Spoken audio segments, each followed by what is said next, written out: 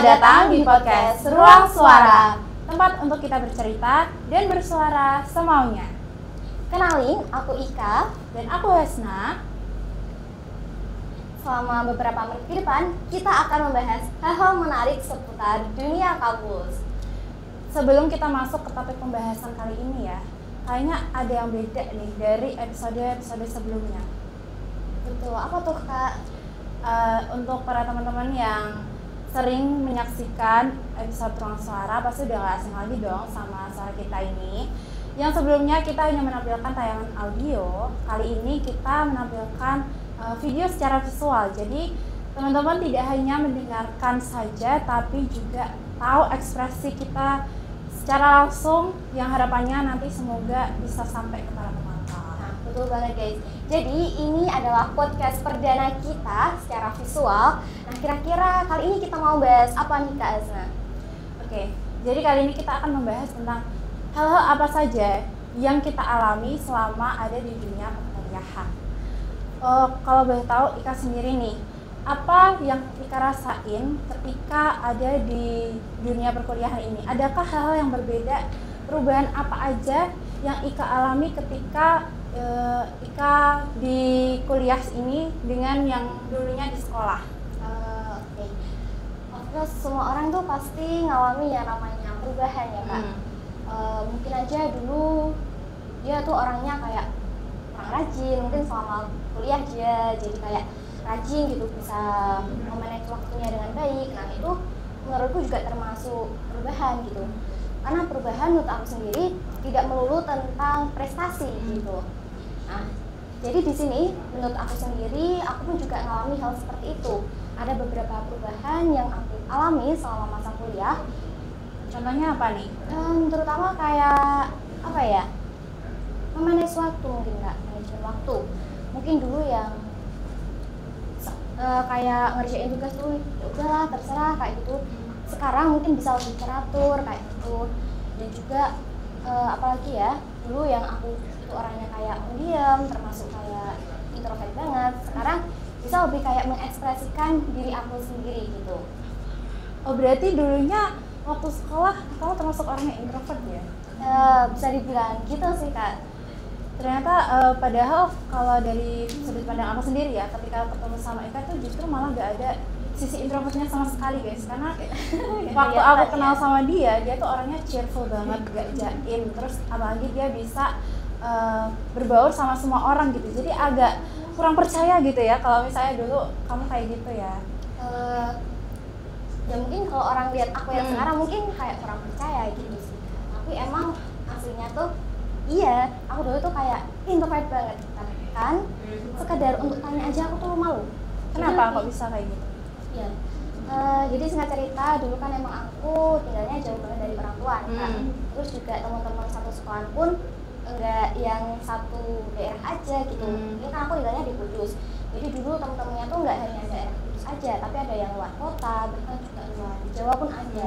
Nah mungkin di situ aku tuh ngerasa kayak kurang bisa memposisikan diri aku di lingkungan yang seperti itu. Jadi aku mungkin kayak lebih malu lah, terus juga apa ya, apa-apa tuh kayak kurang berani gitu, lebih tertutup gitu. Tapi ketika aku sudah masuk ke dunia perkuliahan ini, itu aku lebih bisa lah untuk mengekspresikan diri aku tuh mau kayak gimana gitu. Terus kalau Ika sendiri, gimana yang Ika lakuin? Kenapa bisa yang awalnya dulu introvert, terus sekarang akhirnya bisa berubah ini? Apa yang kamu lakuin? Mungkin gimana ya? Dulu kan waktu lulusan, waktu mau masuk kuliah nih, aku udah daftar ke kampus, udah diterima juga. Nah, sela-sela antara masih waktu liburan itu ke masa-masa Nunggu jeda untuk ospek itu ya, iya, ospek? betul. Itu aku kayak udah mulai nge-planning diri aku, nanti mau kayak gimana. Jadi aku buat plan nih, nanti aku kuliah tuh aku sebisa mungkin aku harus ikut organisasi lah, kayak gitu. Aku udah membuat plan, dan juga aku itu mempunyai mindset jangan sampai aku jadi orang yang pendiam kayak gitu. Karena apa? Bisa bayangin nggak sih Kak, kalau misalnya kita kuliah tapi kita jadi anak yang pendiam, nanti kan kayak gimana ya? Gitu aja gitu ya? Iya betul sekali. Jadi dengan aku nerapin mindset yang kayak gitu, aku pokoknya nggak boleh jadi anak pendiam ketika di kuliahan. Jadilah ada usaha dan juga latihan niat untuk bisa mengupgrade diri lagi. Oh, gitu. Jadi ada beberapa hal yang kamu lakuin gitu ya, emang dari awalnya kamu udah berniat untuk mengubah diri kamu sendiri untuk jadi lebih bisa terbuka lagi gitu ya istilahnya ya. Iya, betul sekali. Oke. Nah, kalau Kak Asma sendiri nih, kira-kira ada nggak sih perubahan yang dirasain ketika waktu masih sekolah dulu sama kuliah sekarang? Pastinya ada ya guys, terutama soal keberanian dan juga kemandirian. Karena fun fact, dulu waktu aku sekolah, aku tuh orangnya selalu ngikutin apa-apa tuh temen gitu loh. Misalnya kayak ngerjain tugas, itu pengen mulai tuh yang ikut temen, terus kerja kelompok. Kalau nggak disuruh temen itu belum mau mulai gitu loh. Jadi masih kayak bergantung sama temennya gitu Iya, ya? bisa dibilang kayak gitu. Terutama apalagi kalau yang ikut organisasi atau ikut ekstrakurikuler, itu aku apa yang mereka ikuti, aku pengen ikuti juga gitu. Padahal aku belum tentu suka dan bisa tentang ekstra itu gitu. Dan semakin kesini aku jadi ngerasa bahwa aku belajar untuk mengenali diriku sendiri. Karena di dunia perkuliahan itu kita nggak bisa apa-apa tuh ikut temen. Seperti halnya semua orang itu punya targetnya masing-masing kan. Jadi ada yang mungkin cepat, ada yang mungkin cukup lambat, dan kita nggak bisa ngikutin mereka. Alhasil apa yang kita lakukan itu ya sesuai dengan apa yang keinginan kita gitu kan. Benar juga sih Kak, kayak apalagi kita kan di dunia kuliah ini juga kita tuh nggak bisa selalu menggantungkan teman gitu kan. Ada kalanya nanti juga teman akan yang ninggalin kita gitu. Datang dan pergi gitu. Iya, apalagi kalau Kak Isna ini kan udah kayak semester atas kayak gitu ya. Jadi mungkin waktu skripsi lah bisa jadi kalau nggak terbiasa sendiri, nanti kalau skripsi kok dibagi-bagi lagi tinggal teman kan nanti takutnya malah kaget ya. Iya, kayak gitu, Kayak culture gitu. shock kayak gitu. Nah gitu, jadinya aku mencoba untuk lebih dekat sama diri aku sendiri, memahami apa yang aku mau, gimana caranya aku bisa mengatur waktu aku sendiri, seperti itu sih kayaknya. Tapi kira-kira ada nggak sih Kak Isna tuh lakuin hal baru seperti itu, ada nggak? Kalau selama di perkuliahan ini ada beberapa hal baru yang aku ikuti, terutama flashback ke belakang waktu pandemi COVID itu kan kita kuliah secara online. Iya. Jadinya kita punya banyak waktu untuk menggali potensi yang kita punya. Dulu aku orang yang nggak tahu apa hobi aku, apa yang menjadi potensi diriku gitu kan. Jadinya aku mencoba untuk melakukan berbagai hal, melakukan banyak kegiatan yang mana tahu itu menjadi motivasi aku untuk mengembangkan skill itu, mengembangkan diri itu gitu. Jadi lebih ke melakukan kayak hobi gitu dan juga kayak kira-kira hal baru seperti apa sih Kak yang Kak Isna lakuin itu? Dulu waktu COVID itu aku pernah nyoba kayak bikin kerajinan, terus melukis, kayak kegiatan-kegiatan kecil yang bisa apa ya, menyenangkan diri tapi juga untuk Bermanfaat mencari juga ya, iya, Kak, bermanfaat pastinya kayak gitu kan. bermanfaat untuk kita, terus juga Mungkin untuk ini di masa-masa kuliah ini Kak Isna ngikutin kayak organisasi atau apa ya, hal-hal yang bisa mengupgrade diri Kak Isna menjadi lebih baik gitu. kalau organisasi itu ada, tapi lebih ke komunitas sih kayaknya, dan itu gak hanya di lingkungan kampus ya, ini khususnya kalau di aku kayak di komunitas luar, itu di luar kampus gitu. Salah satunya kemarin aku pernah ikut komunitas edit foto kayak gitu, terus ada juga typografi. Jadi kita gak hanya belajar tentang edit foto, tapi juga mengasah skill kita sampai mana sih kemampuan kita kayak gitu. Jadi lebih kayak bermanfaat juga ya Kak, selain bisa di tentang kayak ilmu juga Kak Isna bisa tentang kayak bagian apa editing kayak gitu ya. Ya sedikit banyak tahu lah gitu. Terus ada juga aku lagi pengen banget menggali habit baru yang mungkin baik untuk kita, yaitu baca buku. Untuk aku sendiri orangnya nggak bisa tuh kayak baca buku sendirian, karena pastinya bosan nggak sih? Harus kalau misalnya pasti iya kan, berarti harus rame-rame kayak gitu ya, harus seru rame-rame juga gitu kan. Iya, kayak punya motivasi tersendiri gitu. Jadinya aku ikut komunitas baca buku. Nah di sana itu kita nggak hanya cuma baca buku, tapi juga dikasih kesempatan untuk menceritakan kembali buku yang kita punya. Nah dari situ aku ngerasa dengan hal tersebut aku jadi bisa melatih public speaking aku, yang kemudian nantinya itu bisa membantu kita ketika di kuliah nanti gitu, maksudnya misalnya kayak presentasi atau komunikasi dengan dosen itu jadi lebih bagus lagi. Iya.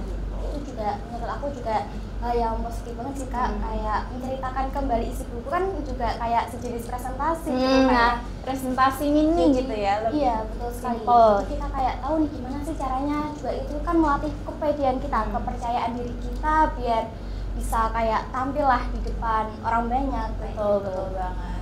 Nah, kalau Ika sendiri kayaknya udah ngikutin beberapa organisasi nih ya. Menurut pendapat Ika, suka duka ikut organisasi itu kayak gimana? Apakah menyenangkan atau sebaliknya? Begini, kalau organisasi sendiri, ini kan ada beberapa orang nih yang memandang kalau organisasi itu ada yang memandang positif, dan di satu sisi juga ada beberapa orang yang memandang kalau organisasi itu ke arah negatif kayak gitu kan. Tapi menurut aku sendiri, organisasi itu lebih ke hal yang sangat-sangat bagus banget buat apa ya, untuk membantu kita dalam mengeksplor diri kayak gitu. Ketika aku join di organisasi, aku punya nih banyak relasi, banyak teman, punya banyak relasi juga pastinya, dan juga kayak skill-skill yang kita miliki itu bisa kayak terasah gitu. Terus juga kita lebih bisa untuk apa ya, mengupgrade diri kita kayak gitu. Apalagi nih, tadi kan aku sempat cerita juga nih Kak, kalau emang dunia itu sangat-sangat pemalu dan tertutup kayak gitu. Mungkin di sini juga organisasi itu salah satu hal, bahkan menurut aku juga satu hal yang paling besar membantu diri aku untuk lebih apa ya, lebih baik lagi kayak gitu. Jadi lewat organisasi itu bisa jadi sarana yang tepat untuk kita menggali potensi diri yang ada gitu ya, atau mencari hal-hal lain yang membuat kita itu lebih bagus lagi ke depannya gitu ya. Iya betul. Bahkan waktu itu ya Kak, waktu masih awal-awal lah join organisasi itu, aslinya tuh kayak masih malu-malu gitu, malu-malu, terus juga kayak takut kayak gimana, kurang berani kayak speak up gitu loh Kak. Terus ada nih satu kakak tingkat nih yang bilang gini, sama nggak cuma ke aku aja yang bilangnya, tapi sama banyak orang, sama teman-teman satu angkatan di organisasi, bilang nih intinya kayak, kamu tuh anak broadcasting, kamu tuh nggak boleh malu-malu kayak gitu. Nah, cuman sekedar ucapan itu aja aku tuh sadar, kayak langsung aku sadar, dan oh iya betul juga sih. Terus gimana caranya aku selalu berusaha untuk bisa mewujudin tujuan aku yang awal tadi, yang aku gak pengen jadi pendiam, itu kan yang utama ya Kak. Di situ aku mulai perlahan-lahan belajar untuk berani mengeksplor, mengupgrade diri kayak gitu. Oke, jadi lewat organisasi kita juga bukan hanya menggali potensi baru, tapi juga kita juga bisa dapat relasi dari berbagai hal ya. Betul, jadi menambah pengetahuan secara luas juga ya. Iya, betul banget Kak Azna. Nah, mungkin buat teman-teman yang nonton podcast kita kali ini bisa diambil sisi positifnya aja ya. Dan mungkin sedikit motivasi nih buat teman-teman. Ketika kalian apa ya, ingin mengupgrade diri kalian lah, misalnya ingin menjadikan diri kalian itu versi lebih baik lagi, dan kalian ingin berubah untuk menjadi lebih baik, ya kita tahu sih kalau untuk berubah itu nggak semudah kita dalam ketika membalikan telapak tangan, nggak semudah itu. Tapi juga ketika kita sudah memiliki keinginan untuk berubah, kita juga menerapkan mindset sekuat mungkin, dan juga kita terutama juga niat ya, niat untuk pengen berubah. Jangan niat dan usaha ya. Betul banget, niat dan usaha. Jangan cuma omong-omong aja, aku pengen berubah jadi kayak gini, aku pengen lebih baik. Tapi kalau nggak ada gerakan ya sama sekali ya. Iya. Cuma, gitu ya. Tapi kalian nggak ada usaha, kalian nggak ada niat yang kuat juga untuk berubah menjadi lebih baik, itu juga percuma gitu. Jadi mungkin itu sedikit closing statement dari podcast kali ini. Jangan lupa saksikan terus podcast Ruang Suara. Dan aku Ika, aku Hesna. Thank you for watching and see you. Bye bye.